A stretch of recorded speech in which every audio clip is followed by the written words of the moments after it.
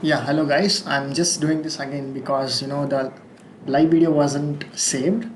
So yeah, let's get started. How app and the internet works. So let's follow top-down approach. Starting from the making of an app and yeah. So we have an overview of front-end development, back-end development, used for making the app, then working of the internet with the app and the servers involved. So yeah, let's proceed. So front-end development.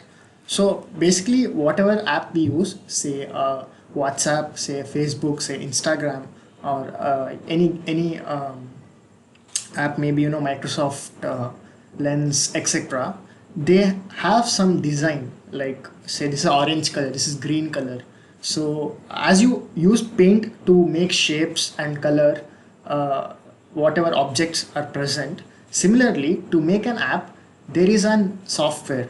So there are multiple softwares. So I'll mention few industrial ones, industrial, you know uh, highly used ones. So this is how software called Figma looks. So yeah, this is one of the software. So basically we have Adobe XD and XD stands for Experience Design, which is used to create that the look of the app.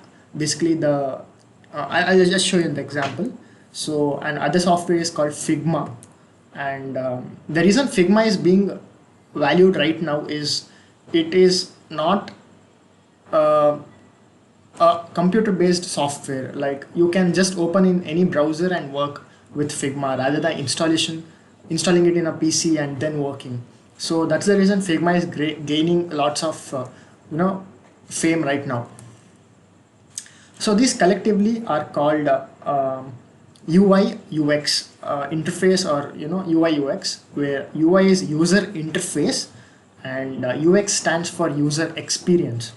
Now to explain user interface, I've already showed you about the structuring as we use Paint. So these are the softwares to design the app.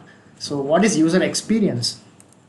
So for example, when you use a WhatsApp application, when you click on chats, you get an animation or a movement, slight movement. So that is what user experience is. So clicking on the options button, you get that sliding animation, and then you get the option so that you can select the option. So that is all what so called is user experience. So once you have design ready, then the user experience part comes in. But technically in large build apps, like big applications, user experience is usually taken at last, because this is like something enhancing the existing application. So yeah. So for example, after you have designed an application, say Ola, so for example, you created a get started button and sign in button. So this is all done in a design app. So once this is done, you need to code, or you need to give instruction or feed to the mind of the button that it has to perform this action, because it's just a stationary object till you don't make it feed, or make that button learn that if that is clicked, it has to do a so and so task. So for that we have backend development. So all the buttons, say when you have your WhatsApp chats, or when you have your search bar, or whatever it is, when you click, you get multiple options. When you search for, say, some chat, say some John, someone. So basically, say Naman. So what happens is you will get a list of people from your contacts, and then you click on your required contact, and you can have your messaging going on. So that's what where backend development comes in. So this is completely done by coding. So and various softwares like Android Studio, Flutter, Node.js, React.js. JS stands for JavaScript. Basically, it is a coding language which is usually learned in computer science course of engineering. So yeah, uh, Yeah, I have an for iOS. I have given an emoji of buy. The reason being is our app say Ola is developed for iOS. You have to build a complete new base. Like iOS applications are built on completely other softwares, and they have completely different method to build the software. So basically, you build two apps, one for iOS, one for Android, but their function is the same. Yeah, this is all done by coding. So there are many software engineers involved. For example, WhatsApp, when it was sold to Facebook, had 50 employees, coding employees. So that's how a team put team effort, and that's how big resources are required to build something. Uh, that's one thing. And one more thing is, say you're using something called Ola app or something, so, and you get those maps, and um, you get suggested cabs nearby you and stuff. So these all are included in algorithms. So software people develop these algorithms, so they all work on algorithms at the back end. So that's the reason it's called back end. Front end is visible to you, back end is processing part, which is not visible to you. Yeah, that's what an Ola application, wherein you have Google Maps, time of arrival, etc., all the details of the cabs. So how is that done? If you want, how is that done? It's done using APIs. So these APIs are basically application programming interface, which are used, by the developers from in the app to expand their services. For example, Ola is an app built which uses various APIs of Google Maps to get in maps in their app, so that people can use the map services in their app. So something like that. Basically, API is a repository where you can use it to build your app. So yeah. So coming to the internet, you have your let's go with Ola app. So you have your design ready, you have your interface ready, you have your backend part ready. Now to communicate in real time, say I am a customer in this location, and to reach the server and to come back to the car, there is a lot of effort that is going to play. So let's try to figure out and understand how app and internet works simultaneously. So one thing you would think, like, okay, I'll just take a laser pointer over here. So here is a customer, or a person who is using a mobile. So what can be done is, from the data center over here, the person needs to access the information or send the information. The one way of doing is like communicate it with the satellite, like send a signal to the satellite, and the satellite will send the signal to the desired location where the server is there. So that's the one thing you can do. But there's a problem with it. The problem is, it has to travel 22,000 miles far away from the earth to reach the satellite and then go to the customer. So there's something called propagation delay involved. To explain you in basic words, say I'm messaging someone in Bangalore right now, from Ballari. I say hi, and they will receive the message probably half an hour or 1 hour later. So that's the reason this method is not used in communication. And the other reason is, due to the curved nature of the earth, it's difficult to manipulate all the signals from all the customers to the servers each time, because there are few satellites and they're continuously in movement. So once if they miss, you have heard something called blind spot, I guess. So once sometimes it's missed, it's gone. So there are lots of disadvantages with it. So how actually it works? So we have antennas in our phones, which receive the signals and transmit the signals. using electromagnetic waves. So this signal basically is transmitted like this, as you can see. So a customer over here sends the signal to the network. That's automatic, obviously. That reaches to the base station and it gets stores. So base station is nothing but the server I'm referring here. So all this is in the form of binary, either 0 or 1, because the computer can just understand the binary language. That's what it's called, machine language.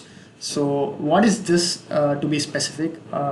Basically it is switch. If you say switch is on, it's an 1 state, so high state. If you say 0, then it's a low state. To give you more practical to it, knowledge to it, basically 1 state is nothing but giving a higher voltage value, and 0 state is nothing but giving a lower voltage value. This is the most basic thing, how a 0 and 1 can be transmitted. So yeah, now we have the towers, and from there you get communication all across the world. So this happens through a optical fiber network. Now there are millions of cables laid down beneath the ocean, across the land, wherever it's possible for the communication to reach. These cables help in communicating. So this is how a typical optical fiber cable looks. You just notice how thin those are. They are very delicate, and so they are protected with so many layers of metals and claddings. Yeah. So this is an example wherein a signal going from optical fiber cable. Okay, 1 second.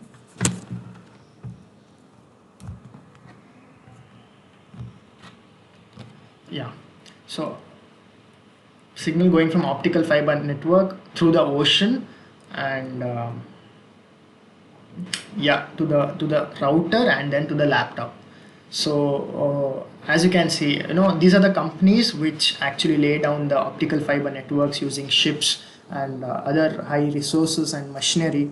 Upload is usually used to lay down the optical fiber in the ocean bed, and then that gets transmitted to your home, and you get internet access via router. So this is the case of a laptop.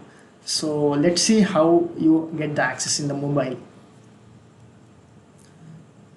So basically in mobile there is an antenna, as we discussed. So the antenna receives those signals, and from those signals are mainly transmitted from a tower, and these towers are connected with the optical fiber networks.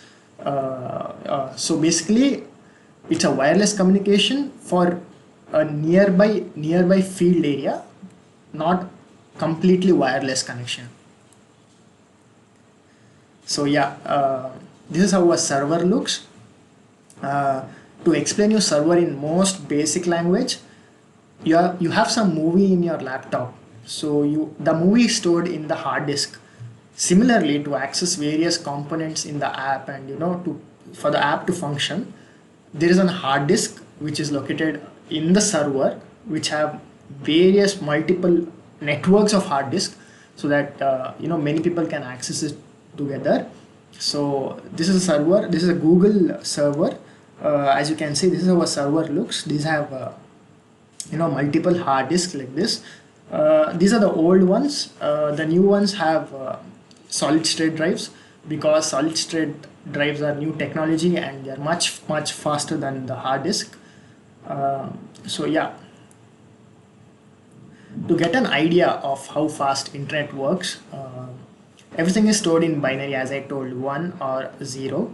So what happens is, say you want a movie to be downloaded which is of say 1 GB, or say something you're accessing from YouTube, some video. So it is based on your internet speed, how much data you're downloading. Basically everything is stored in 1 and 0, and they are clubbed up to gigabyte, megabyte, kilobyte, and if you go down, it's terabyte and petabyte and so on. So basically these are nothing but ones and zeros being stored in form of binary digit converted to, later on adding on to nibble, byte and kilobyte and so on. So that was about server and how a server functions. So this is very wonderful technology created. Obviously we can access so many things and use and learn many things. So we need to make sure that we use this technology wisely rather than wasting resources or spoiling the nature with uh, you know for selfish motives. So a server needs lots of power, and the power consumption is a very big question, and the cost of optical fiber cables are very very very expensive. I mean they are very expensive. That's the basic idea. And usually to make all this work simultaneously and get you the internet, it takes lots of energy and resources. So, and also these servers are protected with very high security, and so that data breaches don't get your personal data out of it, because you give app permissions whenever a new app is installed, say for contacts, say for internet, etc.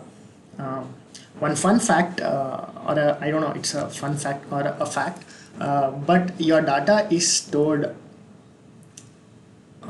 in servers, and they have 5 copies of it. So if you say you're deleting it today, God knows when it is going to delete in the servers. So there are 5 copies of your data usually stored. So you are the better judge now. Yeah, guys, thanks for tuning in, and hope we use resources carefully. Thank you.